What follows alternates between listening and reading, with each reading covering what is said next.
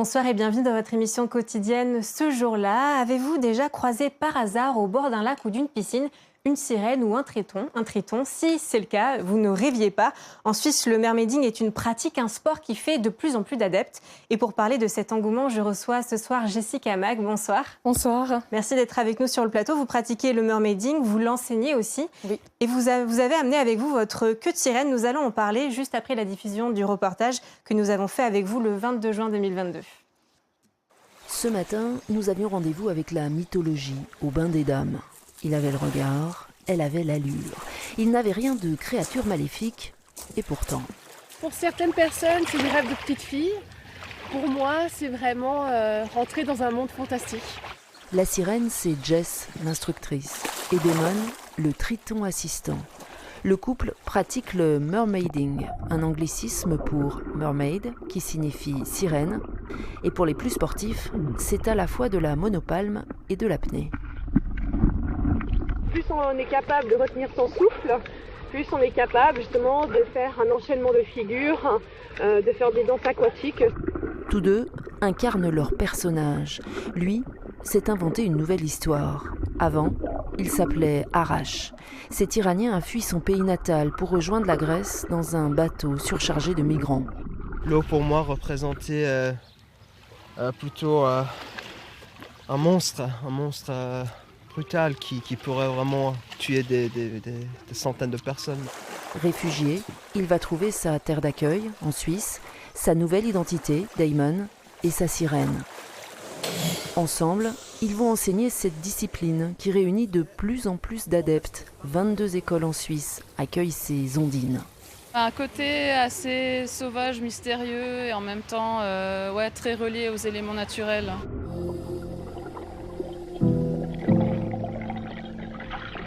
Original, très certainement. Parfait pour se reconstruire un monde social parallèle. Surtout, pas de performance ni de compétition, mais des rencontres.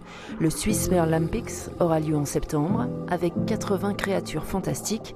Prochain rendez-vous pour écouter le chant des sirènes. Nager dans l'eau avec vos deux jambes, ça ne vous suffit pas. Il vous faut créer ce monde imaginaire. Pourquoi ? Pour échapper à la réalité, pour se retrouver dans une bulle, pour se recentrer sur soi-même. Parce que votre personnage change en fonction de la nageoire que vous avez ? Tout à fait. Quel personnage vous avez du coup ? En ce moment, je suis dans le personnage de la dragonne des mers, un peu mystique, donc dragon, crocodile, divinité comme Sebek par exemple. Donc plus dans cet aspect-là de sirène guerrière. Cette sirène guerrière a cette nageoire ou cette nageoire c'est un autre personnage ? Cette sirène guerrière a cette nageoire. Et comment vous avez trouvé cette identité ? Est-ce que ce personnage, vous le créez en fonction de votre humeur, de votre vie ? Je pense effectivement que c'est par rapport à notre humeur et par rapport à ce qu'on traverse de notre vie. À un moment de notre vie, peut-être on est un peu plus épanoui, ou on est un peu plus en harmonie avec certaines choses. Et puis à un autre moment de notre vie où on est dans un aspect un peu plus guerrier, où on veut prendre les taureaux par les cornes, puis on veut avancer plus. Voilà, c'est des instants, des moments de notre vie qui sont vraiment différentes. Et si on voit dans la communauté des sirènes et des tritons, eh ben, on voit chez chaque sirène et triton qu'ils ont une nageoire parfois différente au fur de leur existence. Donc finalement, on voit un peu un trait de leur personnalité. Est-ce que vous avez déjà reçu des critiques pour cette pratique ? Peut-être Des critiques pour cette pratique,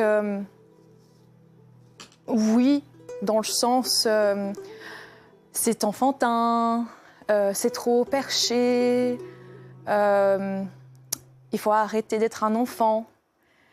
Et pour moi, je ne les prends pas comme des critiques, je prends ça vraiment comme une opinion d'une personne.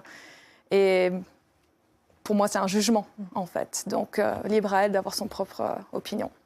Est-ce que vous pensez que le film La Petite Sirène, qui est sorti en film, a créé un peu un engouement aussi ? Alors, il y avait déjà l'engouement auparavant. Oui. Disons qu'avec le film de La Petite Sirène, ça a apporté quelque chose en supplément. Et pas seulement, il y avait aussi des films qui ont été amenés cette année sur l'apnée en général. Donc ça a apporté aussi un autre argument aussi pour l'apnée.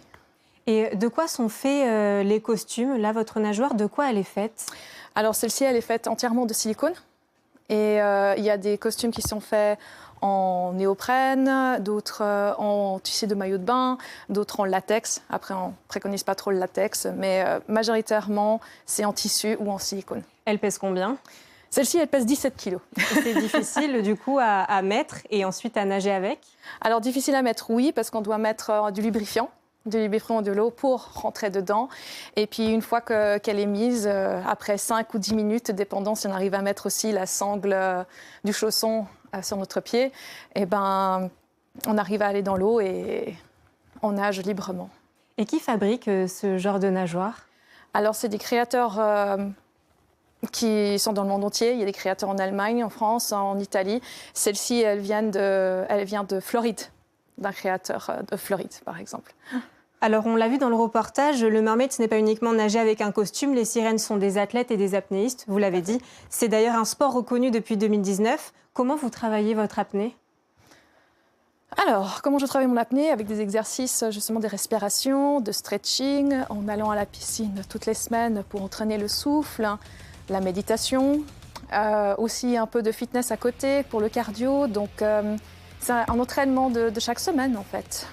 Et vous avez créé en Suisse la compétition sportive internationale de mermaid, les Swiss Merlympics. Est-ce que vous pouvez nous dire les épreuves? Alors, les épreuves sont constituées de sauvetage, de vitesse, de figure, de photographie subaquatique et puis aussi d'une épreuve écologique où on doit ramasser le plus de déchets possible dans l'eau dans un certain temps.